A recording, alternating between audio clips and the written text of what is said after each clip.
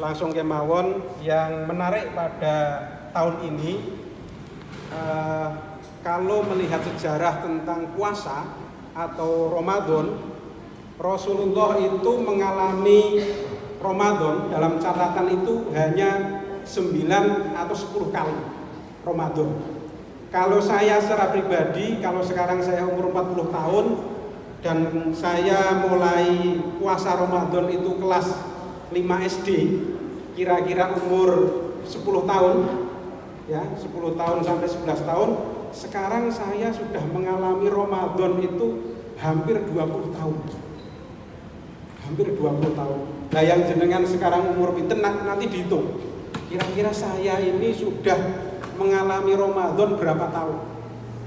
Dan perubahan apa yang sekarang kita miliki? Ini catatan kita bersama. Bapak Ibu sekalian jamaah tarawih ingkang minulya, bahwa disyariatkannya atau diwajibkannya Ramadan ini tidak langsung seperti yang ada sekarang. Jadi disyariatkannya Ramadan itu mulai tahun 2 Hijriah atau setelah Nabi itu hijrah ke Madinah 2 tahun. Asbabul wurudnya ada yang mengatakan bahwa ketika Rasulullah di Madinah 2 tahun atau tahun pertama itu masih melaksanakan puasa seperti kaum Quraisy, yaitu puasa Asyura.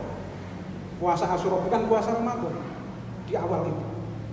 Kemudian turunlah ayat yang sudah jenengan kenal semua, ya ayyuhalladzina amanu kutiba alaikumusiyam ila akhiri.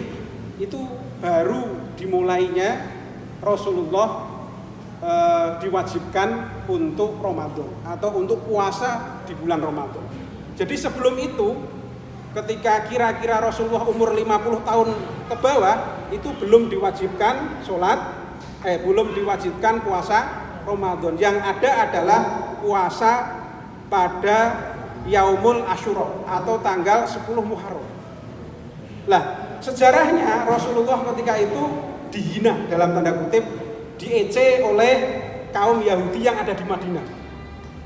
Puasanya Muhammad dalam tanda kutip waktu itu sama dengan bapak-bapak kami atau sama dengan puasa orang Yahudi, yaitu Yaumul Asyura. Nah, untuk membedakan dengan itu kaum Yahudi, turunlah ayat ya ayyuhalladzina amanu kutiba alaikumusiyam kama kutiba alal ladzina min qablikum. Jadi dalam tradisi agama apapun itu sebenarnya ada yang namanya puasa atau shaum. Nah, puasa Asyura atau 10 Muharram itu sampai sekarang tetap oleh Rasulullah dianggap sebagai puasa sunnah. Tetapi ditambah biar tidak sama dengan puasanya orang-orang Yahudi, ditambah tanggal 9 namanya puasa Tasu'a, Yaumut Tasu'a. Biar tidak sama, maka diharapkan kalau puasa tanggal 10 Muharram itu jangan hanya puasa tanggal 10 saja, ditambah 1 hari sebelumnya biar tidak sama dengan tradisi kaum. Itu sejarah puasa. Bahkan puasa di awal itu malam hari itu dilanjut puasa, Pak. Jadi maghrib berbuka, malam hari itu terus tidak bebas seperti kita sekarang. Dalam sejarahnya baru tahun kedua setelah puasa diperbolehkan malam hari itu bebas makan, minum, ditambah berhubungan suami istri. Karena dalam catatan sejarahnya, asbabul wurudnya, puasa awalnya itu sampai malam pun dilarang berhubungan suami istri. Tapi orang-orang Arab atau sahabat-sahabat Nabi ketika itu bukan protes ya, menyampaikan aspirasi bahwa kalau sampai malam itu berat. Nah, akhirnya setelah ayat itu ada lanjutan ayatnya yang menjelaskan bahwa di malam hari itu boleh melakukan buka bebas, tetapi sampai fajar subuh. Itu sejarahnya. Yang kedua, Bapak Ibu sekalian, ini wasiat untuk saya pribadi dan juga untuk Bapak Ibu sekalian terkait sholat tarawih. sholat tarawih ini adalah sholat yang paling istimewa. Sholat yang ada hanya di bulan Ramadan. Yang ada hanya di bulan Ramadan. Jenengan mau sholat tahajud sepanjang malam boleh, sepanjang tahun boleh. Mau sholat witir sepanjang tahun, sepanjang bulan, sepanjang hari boleh. Mau sholat yang lain, sholat duhur, sholat asar, sholat wajib, itu semuanya boleh. Sepanjang hari, sepanjang tahun. Tetapi sholat tarawih ini hanya ada di bulan Ramadan. Bahkan waktunya juga dibatasi. Waktunya adalah habis sholat isya sampai menjelang subuh.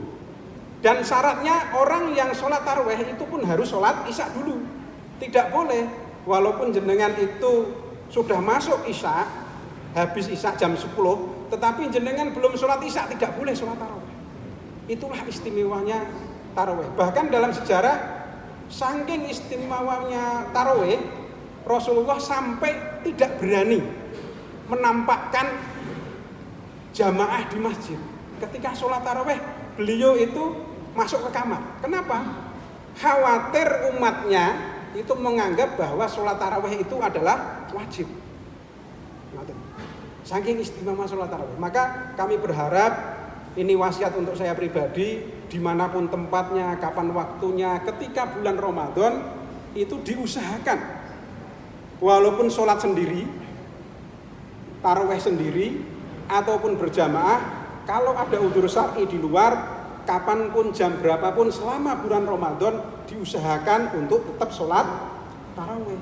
Karena istimewanya sholat tarawih itu hanya ada di bulan Ramadan. Kami kalau ada kesibukan keluar dengan sekuat tenaga, jam berapapun sampai di rumah, itu kalau Ramadan saya usahakan untuk tetap sholat tarawih. Begitu. Karena istimewa. Dalam hadis dijelaskan, man soma wakila man koma Ramadana imanan wahtisaban ghufira lahu ma taqaddama min dhanbi.